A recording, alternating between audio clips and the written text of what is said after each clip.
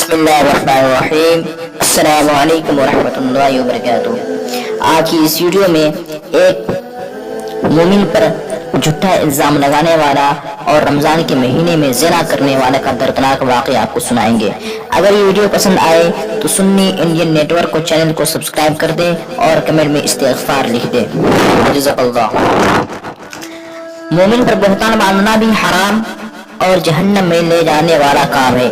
حدیث پاک میں ہے جو کسی مومن کے بارے میں ایسی چیز کہے جو اس میں نہ ہو تو اللہ رب العزت اس بہتان تراش کو اس وقت تک ردغۃ الخبال میں رکھے گا یہاں تک کہ وہ اپنی کہی ہوئی بات سے نکل جائے۔ ردغۃ الخبال جہنم میں وہ مقام ہے جہاں دوزخیوں کا خون اور پیپ جمع ہوتا ہے۔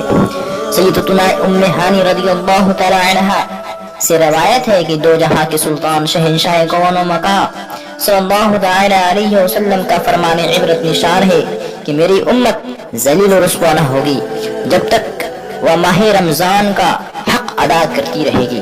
عرض کی گئی یا رسول اللہ صلی اللہ تعالی علیہ وسلم، رمضان کے حق کو ضائع کرنے میں ان کا ذلیل و رسوا ہونا کیا ہے؟ فرمایا اس ماہ میں ان کا حرام کاموں کا کرنا۔ پھر فرمایا جس نے اس ماہ میں زنا کیا یا شراب پیا تو اگلے رمضان تک اللہ رب العزت اور جتنے آسمانی فرشتے ہیں سب اس پر لعنت کرتے رہیں گے۔ بس اگر یہ شخص اگلا ماہ رمضان پانے سے پہلے ہی مر گیا تو اس کے پاس کوئی ایسی نیکی نہ ہوگی جو جہنم کی آگ سے بچا سکے۔ بس تم ماہ رمضان کے معاملے میں ڈرو، کیونکہ جس طرح اس ماہ میں اور مہینوں کے مقابلے میں نیکیاں بڑھا دی جاتی ہے، اسی طرح اس ماہ میں اور مہینوں کے مقابلے گناہوں کو بھی بڑھا دی جاتی ہے۔ میٹھے محترم ناظرین، لرز اٹھیے، ماہ رمضان کی ناقدری سے بچنے کا خصوصیت کے ساتھ سامان کیجیے۔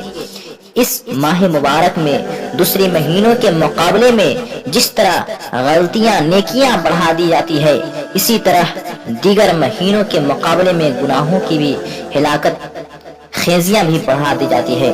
رمضان شریف کے علاوہ بھی گناہوں سے بچنا ہی چاہیے۔ حضرت سیدنا ابراہیم ابو ہریرہ رضی اللہ تعالی عنہ بیان کرتے ہیں کہ رسول اللہ صلی اللہ تعالی علیہ وسلم کا فرمان عالی شان ہے کہ جب بندہ کوئی گناہ کرتا ہے تو اس کے دل میں ایک سیاہ نقطہ پیدا ہوتا ہے۔ جب اس گناہ سے باز آ جاتا ہے اور توبہ و استغفار کر لیتا ہے تو اس کا دل صاف ہو جاتا ہے، اور اگر پھر گناہ کرتا ہے تو وہ نقطہ بڑھتا ہے یہاں تک کہ پورا دل سیاہ ہو جاتا ہے۔ اللہ تبارک و تعالی سے دعا ہے کہ ہمیں ماہ رمضان کی بے حرمتی کرنے اور گناہوں سے بچنے اور بچانے کی توفیق عطا فرمائے۔ آمین۔